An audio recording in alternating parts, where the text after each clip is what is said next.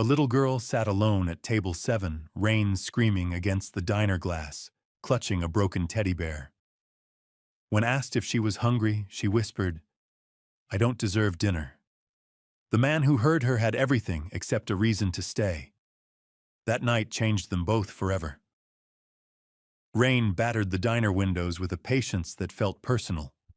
Each drop slid down the glass, warping the neon sign outside into bleeding streaks of red and blue. Inside May's Highway Diner, the air was warm, heavy with coffee grease, and the tired comfort of a place that had fed the same souls for decades. At table 7, a little girl sat alone. She didn't swing her legs. She didn't hum. She didn't look around. She sat straight-backed, hands folded in her lap, as if she were waiting for inspection. She couldn't have been more than 7. Her blonde hair was damp and tangled from the rain. Faint tear tracks clung to her cheeks like something unfinished. At her feet rested a small pink suitcase scuffed at the corners, the kind of suitcase that had been dragged more than it had been carried. In her arms, she clutched a teddy bear, threadbare, one button eye missing the other, dulled with age. She held it tight, not like a toy, but like proof. May Kincaid noticed her the moment she walked in. May noticed everything. She wiped her hands on her apron and approached, slowly lowering herself just enough not to tower. "Hey there, sweetheart," May said gently. "You hungry?" The girl didn't look up. Her voice came out small, steady, and terrifyingly certain. "I don't deserve dinner." The words didn't quiet the diner. Plates still clinked. Someone laughed too loud at the counter. Coffee poured. Life continued.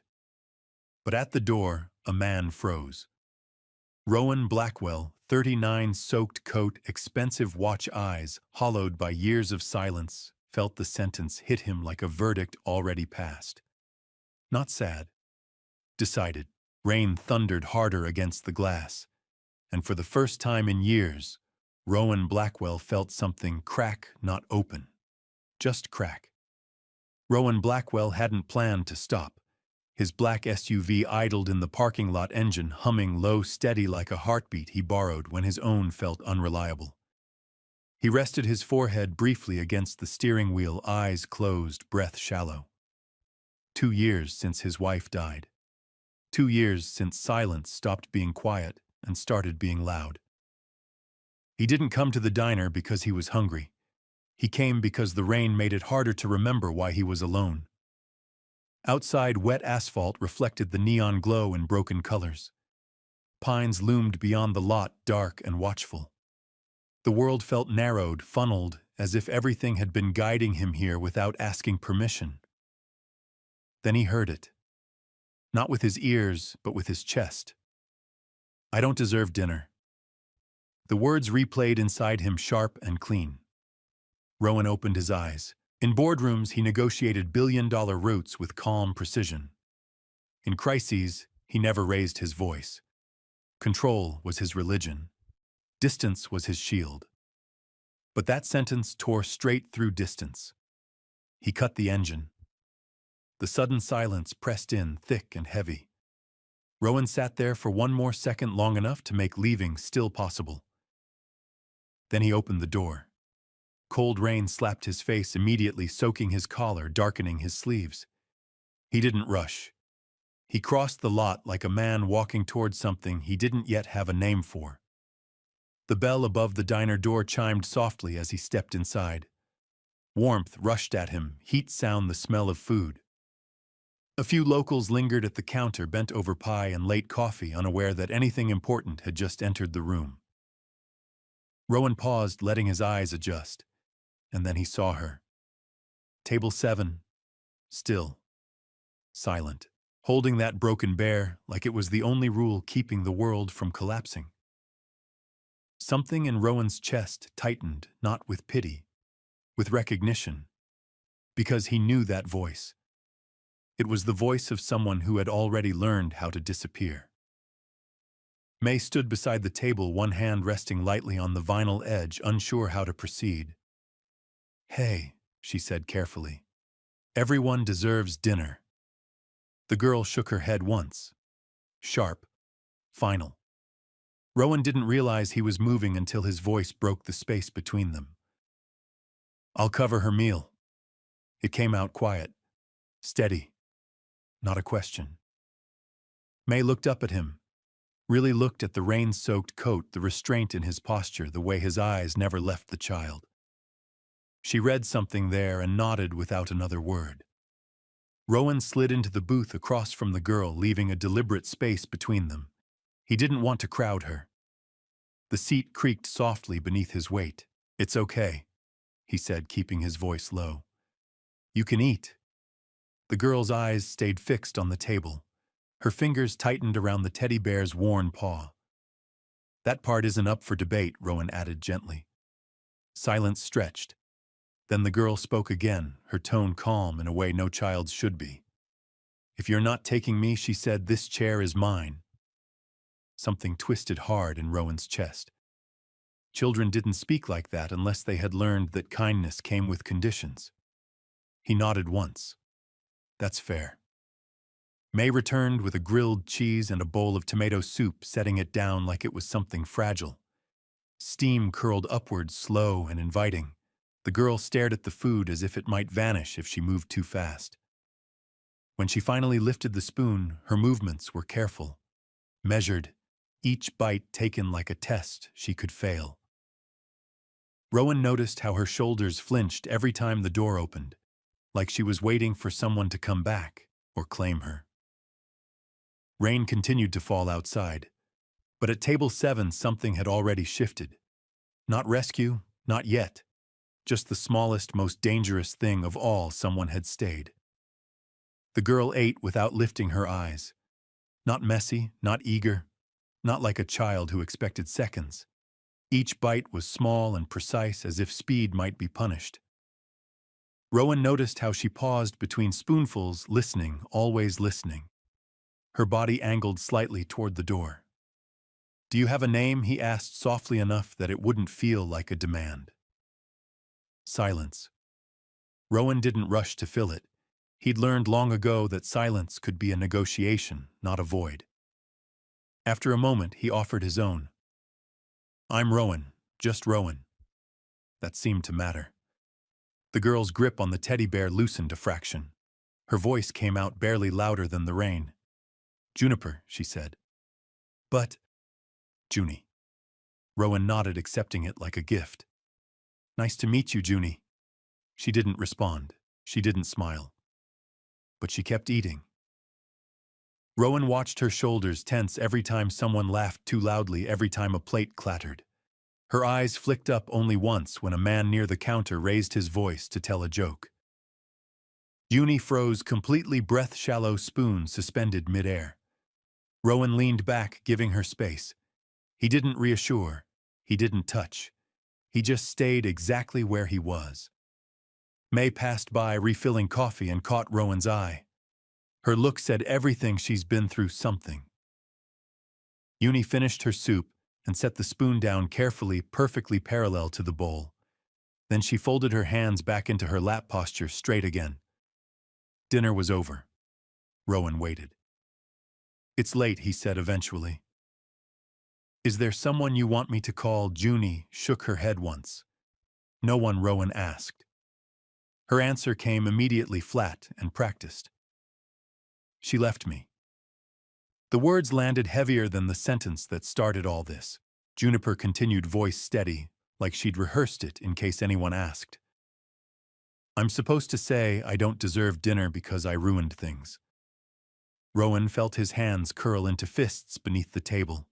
He forced them open again. "You didn't ruin anything," he said. Junie didn't react. Because reassurance only works when someone believes they're allowed to be reassured. Rowan tried a different question. "If you could go anywhere tonight," he said, "where would you want to go?" This time Junie didn't hesitate. "Anywhere that isn't back." The certainty in her voice made the diner feel suddenly too small. Rowan stood. It wasn't dramatic, no speeches, no grand resolve. Just a man standing because sitting no longer made sense. "Okay," he said. "We'll figure it out together." Junie slid out of the booth and reached for her suitcase. It was clearly heavier than it should have been. She lifted it with both hands, arms straining, jaw set. Rowan reached out instinctively, then stopped. She needed to choose. After a second, the suitcase tilted. Junie steadied it, then looked up at him, not hopeful, not afraid, questioning. Rowan nodded once. "I've got it if you want." She hesitated, then let go. Outside, rain soaked the pavement in silver streaks. Rowan held the door open while Junie stepped into the night, clutching her bear tight against her chest. As they crossed the lot, she drifted closer until their shoulders almost touched. Not leaning, just aligning. Like a body learning where safety might exist. Rowan unlocked the SUV and opened the passenger door. Junie climbed in, pulling her knees close, placing the suitcase upright between her feet like a shield. The teddy bear rested in her lap, its single button eye catching the dashboard glow. Warm air poured from the vents. Junie exhaled just once. Rowan started the engine and eased onto the road. So he said gently, keeping his eyes forward, "Do you like cartoons?" A shrug. Favorite color, silence. Not defiant silence, not shy silence. This was the silence of someone who'd learned that answers could be used against you. Rowan let it go. The wipers moved steadily left, right, cutting time into manageable pieces. A few miles out, the road narrowed. Ahead, a wooden bridge stretched over black water. As the headlights swept across it, Junie flinched hard, fingers whitening around the bear. Rowan eased off the gas. "You're okay," he said quietly. "It's just a bridge." She didn't answer, but she didn't scream either, and for now that was enough. Halfway across the bridge, Junie's breathing changed. Fast, shallow, trapped. Rowan felt it immediately. He didn't ask what was wrong. He didn't reach across the console. He just slowed down a little more, voice low and even. "I'm right here," he said.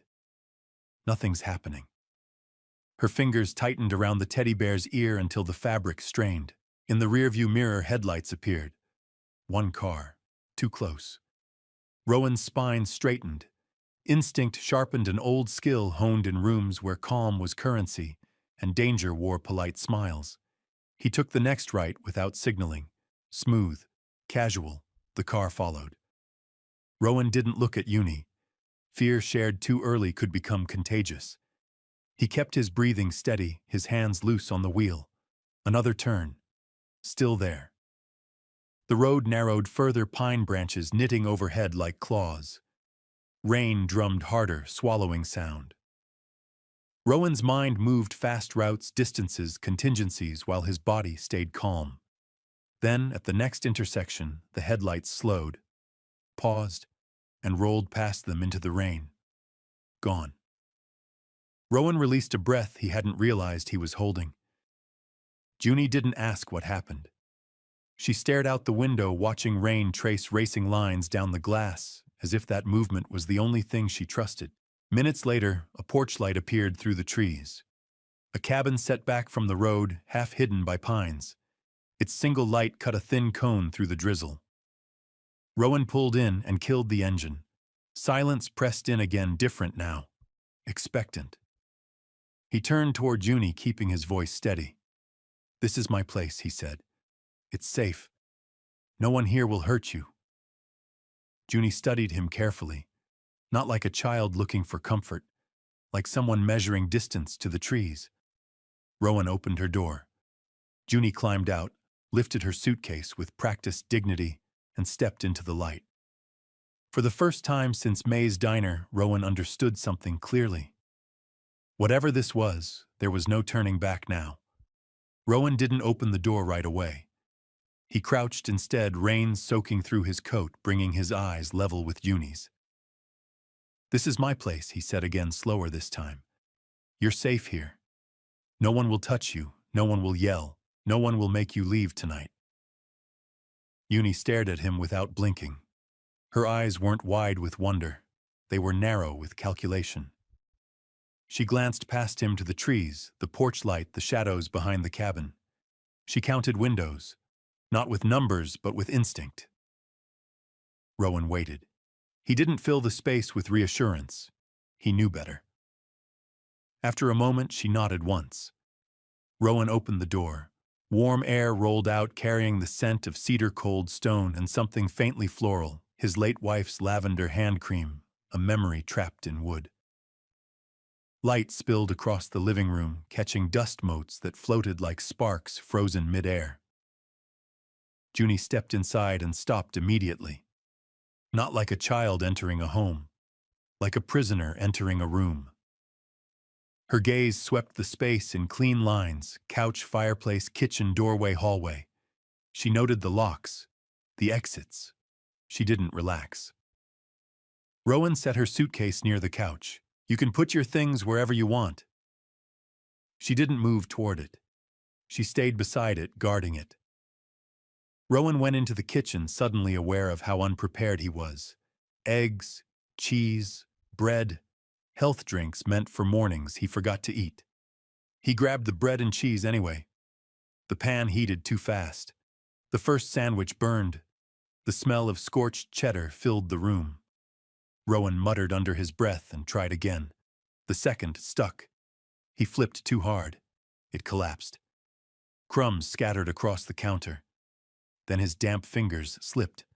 A ceramic bowl hit the tile and shattered. The sound cracked through the cabin like a gunshot. Junie jerked violently. Her shoulders shot up. Her entire body braced, waiting. Rowan froze, staring at the broken pieces. In boardrooms, nothing broke unless he allowed it. Here, in front of a 7-year-old who flinched at sound like she'd been trained by fear, he felt suddenly helpless. Slowly, he knelt. "It's okay," he said, not to the floor, but to her. "No one's in trouble." Junie didn't answer, but her shoulders lowered. Just a fraction. Rowan finally managed something edible. Grilled cheese cut into careful triangles. Tomato soup warmed gently, not boiling, not dangerous. He set it on the coffee table with a glass of water and a small spoon he found in the back of a drawer. A guest spoon. Unused. "You can eat," he said softly. "It's yours." Junie sat on the edge of the couch like the cushions might give way beneath her. Buttons stayed pressed to her chest, one arm looped around it like a life vest. She ate the same way she had at the diner, slow, precise eyes always flicking up at the slightest sound. Rowan stayed nearby but didn't hover. Presence without pressure. He cleaned the counter, swept the broken bowl into the trash, every movement deliberate and calm. When Junie finished, she set the spoon down neatly. Parallel. Perfect. Rowan opened the hall closet and pulled out an old company t-shirt. Soft, washed thin by time. Too big. "It's not pajamas," he said, holding it out. "But it'll be comfortable. Bathroom's down the hall. Take your time." Junie accepted it with both hands, like it might snap if she squeezed too hard.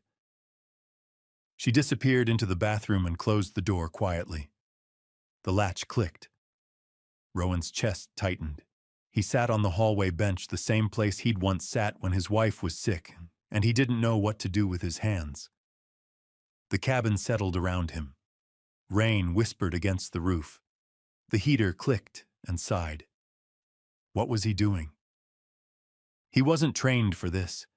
He wasn't a foster parent. He was a man who could reroute freight across 3 states with one phone call. Then a voice slipped through the bathroom door. Barely more than breath.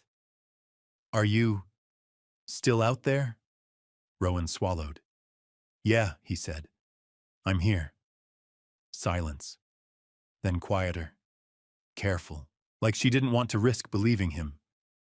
"You won't leave." Rowan didn't promise forever. He didn't lie.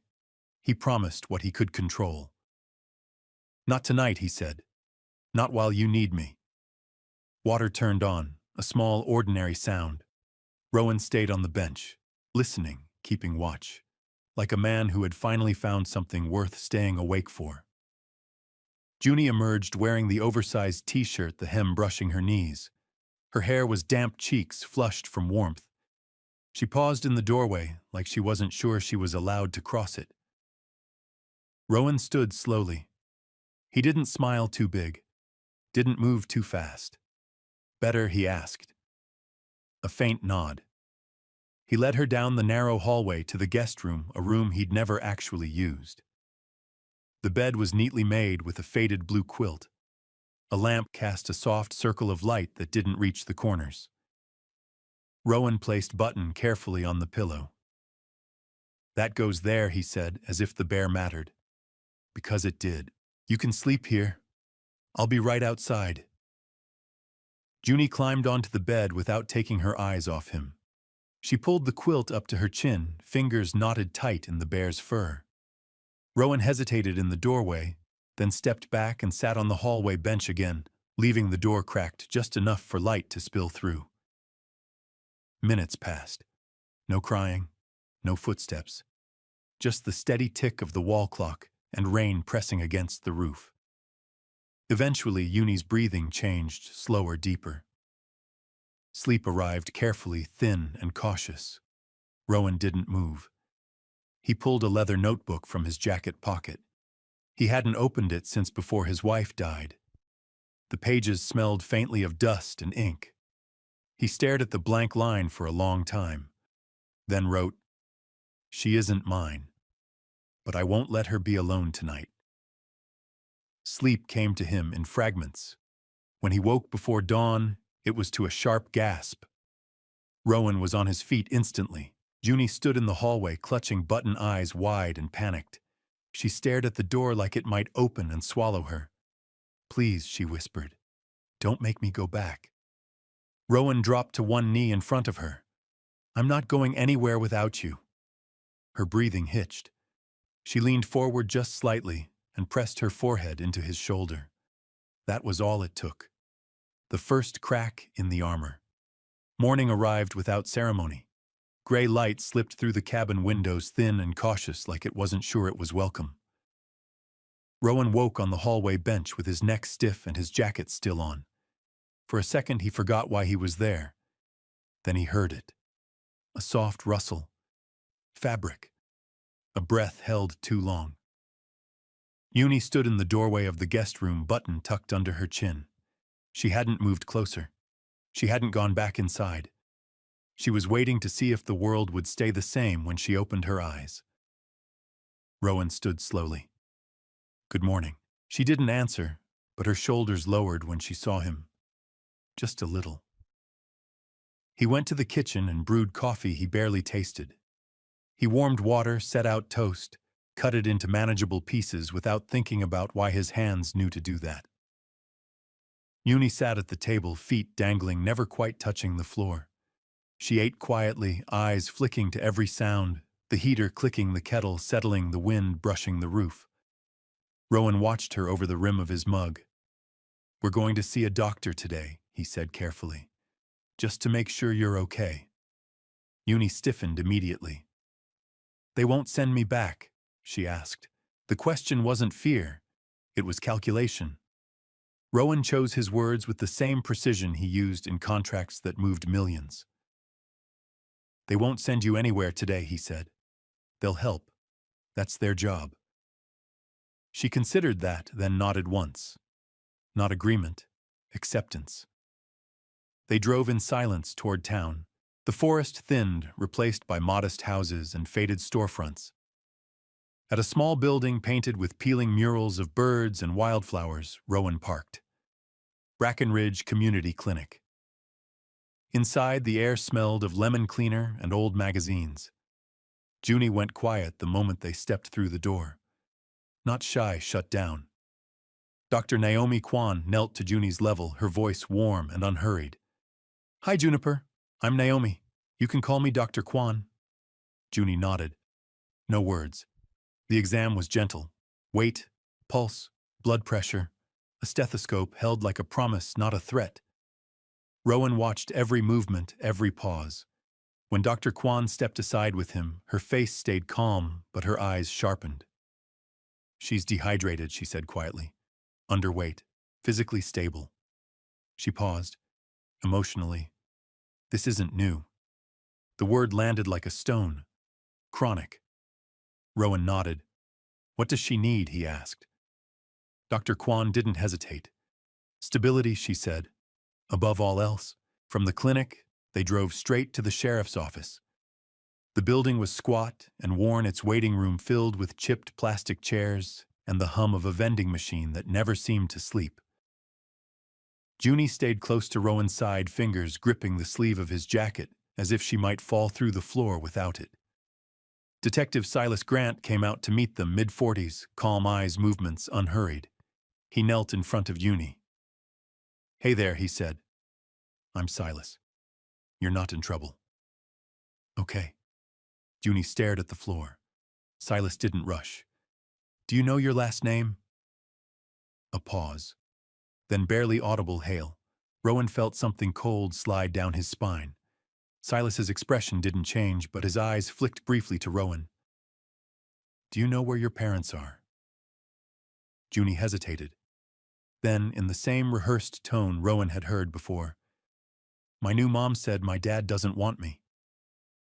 The words landed heavier than silence. Silas straightened slowly. "Okay," he said gently. "Thank you for telling me." He stepped aside with Rowan. "There's no missing child report," Silas said quietly. "No alerts, no bolo. Nothing matching her name, age, or description." Rowan stared at him. "Nothing." Silas shook his head. "It's like she vanished on purpose." CPS arrived within the hour. Maren Duval was efficient, composed her clipboard, an extension of her arm. She explained procedures, temporary placements, next steps. Rowan listened, then spoke. "She stays with me." Maren studied him carefully. "That involves background checks, monitoring, home visits. I'll comply with everything," Rowan said. "I won't leave her." Maren nodded slowly. An emergency placement order printed with a soft mechanical whine. In the parking lot, Junie climbed into the back seat and fell asleep almost immediately, exhaustion finally winning. Rowan watched her in the mirror the entire drive north, half expecting her to disappear like something imagined into being. She didn't. At a stoplight, Rowan's phone buzzed. A message from Miles Archer. Found her. Legal name Juniper Hale. Father Caleb Hale. Portland. TV news anchor. Rowan's stomach tightened. Back at the cabin, Rowan turned on the television. A familiar newsroom filled the screen. Caleb Hale stood at the anchor desk, eyes red, voice breaking as he held up a photo. "My daughter is missing," he said. "If anyone has seen her, please bring her home." Junie stirred. She sat up slowly, eyes locking on the screen. "That's my daddy," she whispered. Rowan knelt beside the couch, lowering himself until he was eye level with her. "Do you think he's looking for you?" he asked gently. Junie didn't answer right away. Her lip trembled. "Just once. He already chose a new family," she said. Rowan didn't rush the silence that followed. "I think," he said carefully, "someone lied to keep you quiet." Junie's breathing hitched. Rowan pulled over onto the shoulder without thinking, unbuckled himself, and slid into the back seat beside her. He didn't pull her close. He let her decide. She leaned into him instead. Small fingers clutched his jacket like it was the only solid thing left in the world. They drove toward Portland as the sky brightened, traffic thickening, the city rising out of the rain. News vans clustered near the police building like animals sensing blood. Rowan took the side entrance, one hand firm on Junie's shoulder, guiding her past flashing cameras and shouted questions. Inside, the air was colder, brighter, unforgiving. The interview room was painted a tired blue meant to calm children who had learned too much too early. A box of crayons sat untouched on a metal shelf. Junie hovered near the door, pink suitcase rolling silently behind her. Rowan knelt. "You're safe here," he said, even though the words felt thin in a place built for bad news. Footsteps sounded in the hallway, fast, uneven. The door burst open. Caleb Hale didn't walk in like a television anchor. He stumbled in like a father hollowed out from the inside. His tie hung loose. His hair was uncombed. His eyes were raw and shining. "Junie," he said. The word broke. Junie froze. She didn't run to him, didn't step back either. She stood perfectly still, fingers locked around Button's ear. Caleb dropped to his knees, heedless of dignity. "I've been looking everywhere," he said. "I swear." Junie's voice was small but sharp. "You didn't want me." The room tilted. Caleb shook his head violently. "Never. Not once." He reached for her, then stopped himself, palms open, asking permission. Junie glanced back at Rowan. Rowan nodded once. She took one hesitant step forward. Caleb folded her into his arms and sobbed. Rowan turned away, giving them space. His chest ached with a grief that wasn't his, but felt personal. The room didn't move. It didn't rush to fill the silence. It didn't soften the moment. It simply held it like a lung refusing to exhale. Caleb Hale stayed on his knees, arms wrapped around Juniper, his face buried in her hair, as if the world might take her again the moment he loosened his grip. His shoulders shook, not performative, not polished. This was grief without cameras. Juniper stood stiff in his arms at first. Her body hadn't decided yet whether this was safe. One hand remained clenched around Button's ear knuckles, pale, ready to retreat if the ground shifted. Rowan stayed back a few steps away, close enough to be seen, far enough not to intrude. He understood this distance. It was the kind you left when you wanted someone to know you would not vanish, but you would not take over either. Detective Silas Grant cleared his throat quietly, grounding the room again. "Caleb," he said, "we're going to need to ask a few questions." Caleb nodded without lifting his head. "Anything." Juniper's eyes drifted back to Rowan, checking, measuring. Rowan met her gaze and gave a single, steady nod. Then the door opened again. Heels clicked against the floor with controlled precision. Violet Sloane entered the room like she was stepping into a board meeting, not a police building. Her coat was flawless, her posture impeccable. A lawyer walked at her side, murmuring something she didn't acknowledge. "This is all a misunderstanding," Violet said calmly. "Juniper has a habit of running off when she doesn't feel attended to." The effect was immediate. Juniper recoiled, her body folded inward, feet sliding backward until her shoulder hit Rowan's leg. She pressed her face into his coat, breath quick and shallow, like the room had suddenly lost oxygen. Rowan didn't think. His arm came around her, firm but not tight. Protective. Unmistakable.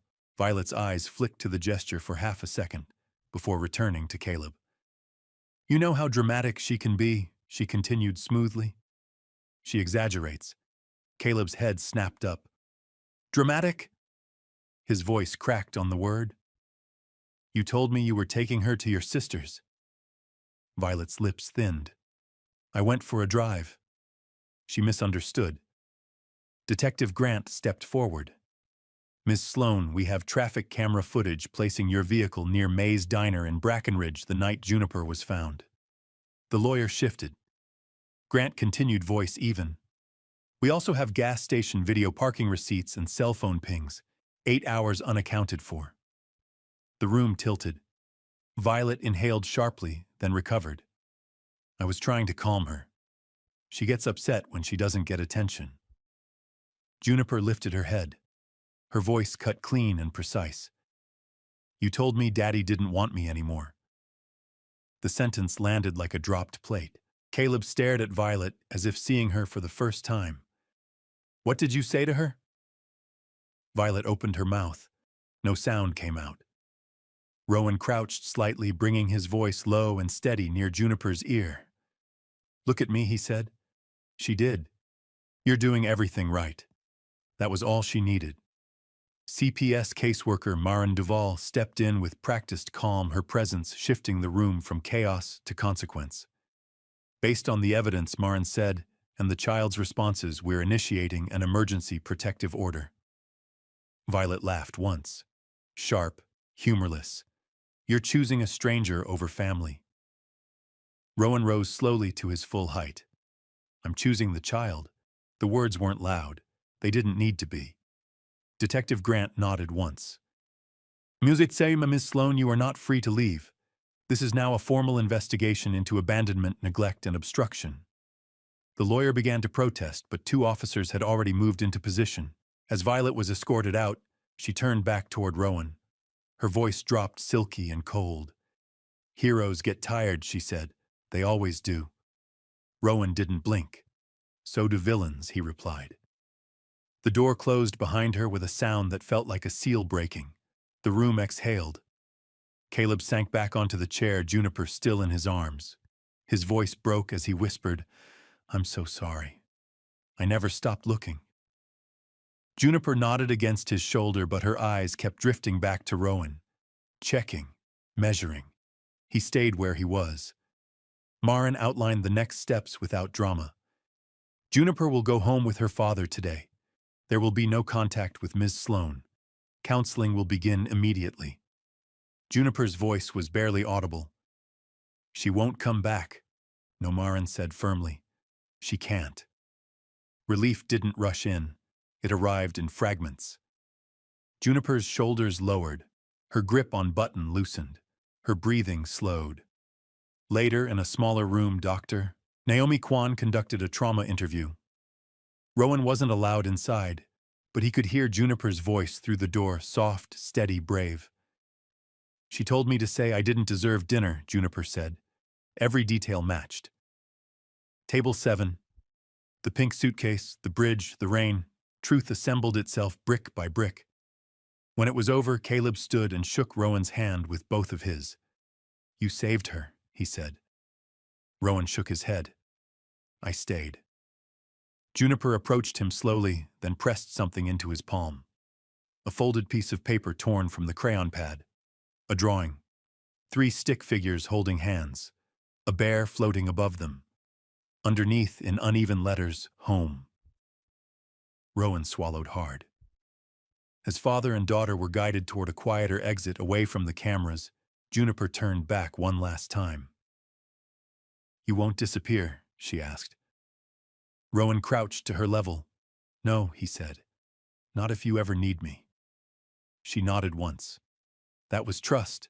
Not loud, but real. The days after didn't feel like victory. They felt like work. Paperwork. Phone calls. Meetings that moved too slowly and nights that moved too fast. Healing, Rowan learned, didn't come with music or applause. It came with patience and the stubborn refusal to rush a child who had learned that speed was dangerous. Every evening at 7:30, Rowan's phone lit up. Juniper's face appeared on the screen, framed by the soft yellow glow of her bedroom lamp. Her room looked exactly as Caleb had promised. Posters still taped crookedly to the wall, a half-finished puzzle on the floor, the bedspread folded with careful precision. Button sat beside her like a silent witness. They read together. 1 chapter of Charlotte's Web a night. Rowan read slowly, letting the words settle. Sometimes Juniper colored while he read, the scratch of crayons audible through the speaker. Sometimes she interrupted with questions that weren't really about the book. Do spiders get tired? Yes. Do they leave not if they're meant to stay? After the calls, Caleb texted updates. Night terrors fading, appetite returning, a new backpack chosen carefully because the zipper had to be quiet. One night, Juniper held a drawing up to the camera. 3 figures beneath a crooked roof, a bear floating above them. What's the word at the top? Rowan asked. She squinted, proud and careful. Home, she said, then corrected herself. Home is everywhere. Something loosened in Rowan's chest.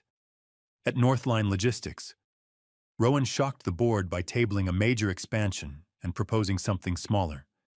He called it the Table 7 Fund Micro-Grants for Rural Diners Community Clinics, CPS offices. The unglamorous places where kids slipped through cracks because no one was watching. There was resistance. There's no prestige in this, someone said. If we want to move the world, Rowan replied evenly, sometimes the smallest hinge swings the biggest door. The motion passed. That night, Juniper asked the question she'd been circling for days.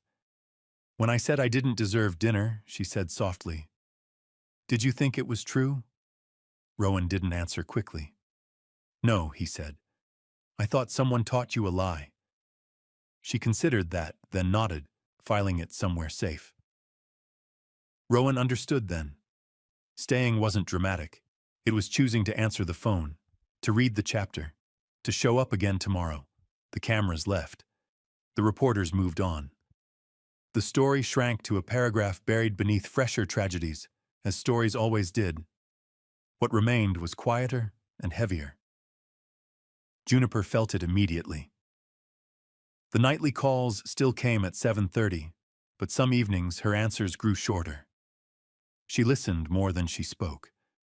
When Rowan read, she asked him to reread the same paragraph twice, not because she hadn't heard it, but because repetition felt safe. One night, the phone didn't ring at all. Rowan stared at the dark screen long after it dimmed, an old tension coiling tight in his chest. At 8:02, a message from Caleb arrived. She's okay. Big day at school. Crashed early. Rowan exhaled slowly, a breath he hadn't realized he'd been holding. The next morning, he drove to Portland to meet Maren Duvall. The CPS office smelled like old paper and burnt coffee. Maren spread files across her desk, efficient as ever. Juniper's adjusting, she said. That's good. Rowan nodded. But Maren continued, attachment can get complicated. Rowan leaned back, eyes fixed on a hairline crack in the wall.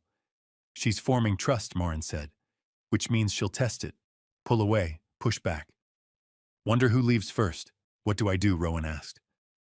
You stay consistent, Maren said, and you don't promise more than you can keep. That afternoon, Rowan stopped by Caleb's house without calling ahead. Juniper opened the door herself. Button tucked beneath her arm, a purple hoodie pulled over her hands. Surprise flickered across her face, then relief, then caution, all in the space of a heartbeat.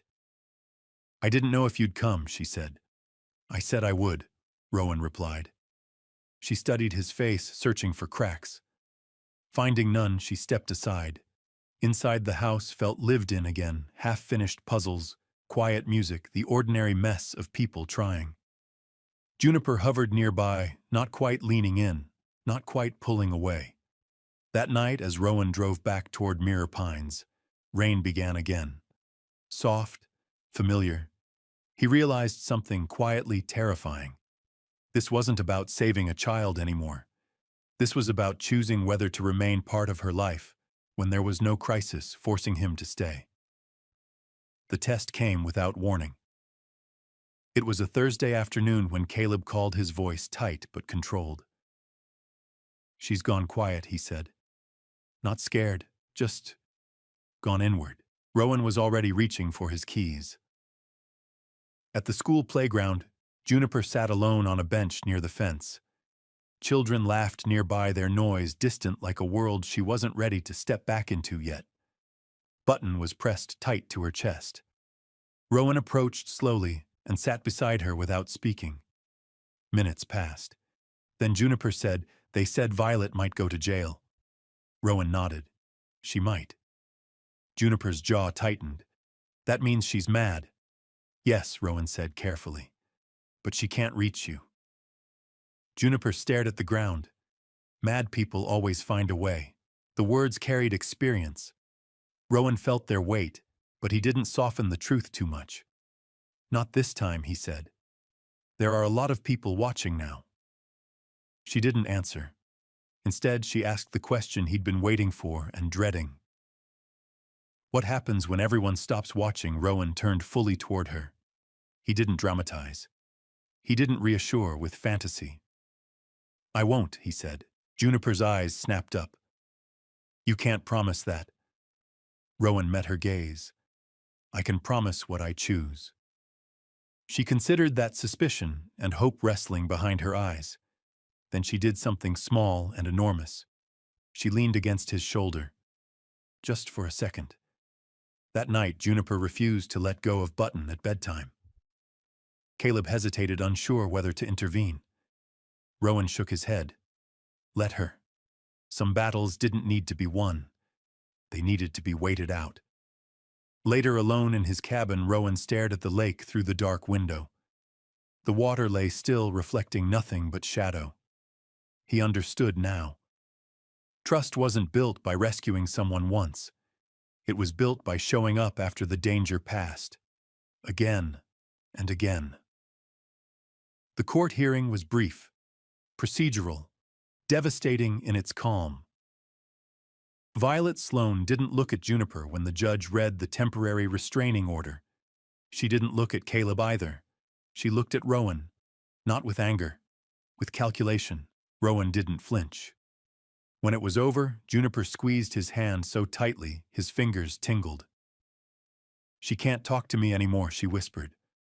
"That's right," Rowan said. "She can't." Outside the courthouse, the sky hung low and gray. No cameras, no applause, justice without spectacle. Back at Mirror Pines, Rowan sat alone at the kitchen table. Juniper's drawing, "Home is Everywhere," was propped against a salt shaker. The extra chair sat where it always had, but now it felt intentional. Ready. That evening, Rowan's phone buzzed. "Can I come see the lake again sometime?" Juniper texted. Rowan typed slowly. "Anytime." A pause. Even when there's nothing wrong, Rowan stared at the words until the truth settled into place. Especially then.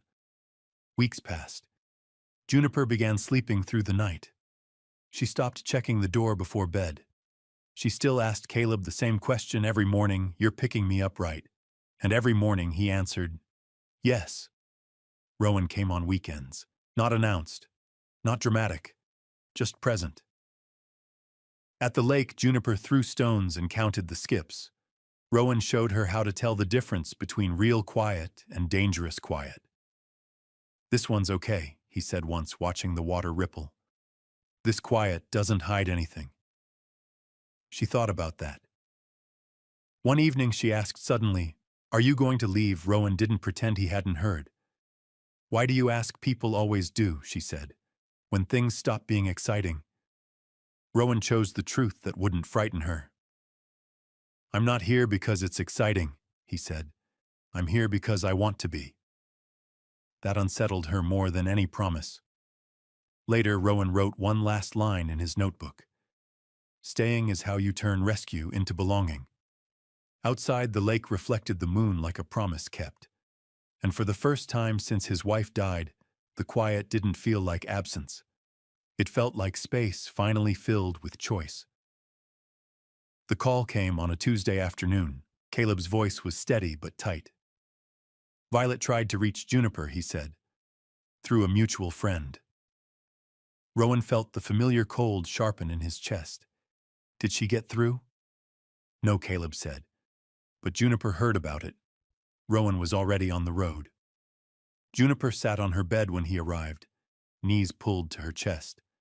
Button clutched so hard, the fabric strained. Her eyes were dry. Too dry. "She says she just wants to apologize," Juniper said flatly. "She says she didn't mean it." Rowan sat on the floor in front of her, lowering himself until they were eye level. "What do you think?" he asked. Juniper hesitated. Her voice wavered. "I think she's lying." "That's a good instinct," Rowan said. "Why do you think that?" "Because if she was sorry," Juniper whispered, "she wouldn't need a secret way." Rowan nodded. "You're right." Juniper hugged Button tighter. "If she says sorry, does that mean what she didn't matter?" Rowan's answer came without hesitation. "No, it means she doesn't want to face what she did." Silence settled between them, heavy but clean. Then Juniper asked the question she'd been carrying for months. "If I had been quieter," she said, "better, would she have stayed?" Rowan felt the old fury rise, not hot, not reckless, but precise. "She left because of who she is," he said, "not because of who you are." Juniper leaned forward and pressed her forehead against his chest. "I don't want to be invisible anymore," she whispered. Rowan wrapped his arms around her. "You're not," he said. "Not here. Not ever again." Spring arrived slowly. The cold loosened its grip by inches like it wasn't ready to trust warmth yet. On Juniper's birthday, the backyard filled with cautious color. Purple streamers curled along the fence. Balloons tugged at their strings. A folding table overflowed with markers, glue sticks, pipe cleaners, and more glitter than any adult would ever approve. Rowan arrived just before noon. Juniper spotted him and ran, sneakers skidding to a stop inches from his knees. "You came," she said, breathless. "I promised," he replied. She grabbed his hand and dragged him toward the craft table. "You're on glitter duty." Within minutes, Rowan wore a crooked paper crown, and the title Captain Crafts chanted by children who didn't know his name but trusted his presence. Cake followed. Chocolate. Thick frosting. Juniper blew out the candles in one determined breath. She didn't say her wish aloud. At dusk, when the yard quieted, Juniper led Rowan to the swing set. They sat side by side, chains creaking softly. "I used to think home was a place you could lose," she said, staring at her shoes. "Like keys." Rowan nodded. "A lot of people think that. But I think now," she said carefully, "it's people. People who stay." Caleb joined them, kneeling in the grass. "No more lies," he said. "Not ever." Juniper leaned sideways, resting her head against Rowan's shoulder. The swing rocked gently. Even. Safe. That night, Rowan drove back to Mirror Pines with the windows cracked, the lake reflecting the stars like scattered coins. He set Juniper's drawing at the center of the kitchen table. 3 figures holding hands, a bear floating above them. Home is everywhere. He opened his notebook and added one final line beneath the old entry. "She came to me lost and left me found." The news cycle moved on as it always did. Headlines buried the story beneath newer noise. Court dates appeared. Emails stacked. Healing continued without witnesses. Every Sunday, Rowan drove south not because something was wrong, but because Sundays were for showing up. Juniper met him at the door, already wearing her shoes. "You're late," she said seriously. "I know," Rowan replied. "Traffic." She studied his face, then nodded, satisfied. "Okay." At the park, she raced ahead, then doubled back to make sure he was still there. Each time, Rowan raised a hand. "Still here." On the swings, she pumped her legs higher than she ever had before, laughter spilling free and unguarded. Later, she said quietly, "Home is everywhere, if people don't leave."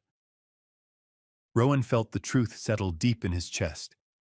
As night fell over the lake, the quiet returned, but it no longer felt empty. Somewhere miles away, a little girl slept, without fear of being left behind. And here, in a cabin that once held only ghosts, Rowan understood what he had been given in return. Not redemption, not reward. Something rarer. A place to belong, earned not by saving someone once, but by choosing every day not to leave. Did this story leave a lasting impression on you? We'd love to hear your thoughts. Leave a comment, rate it from 1 to 10, and tap the end screen to see another heartwarming story waiting for you. Don't forget to like, share, and subscribe, then tap the bell icon so you don't miss any new stories. Until our next story.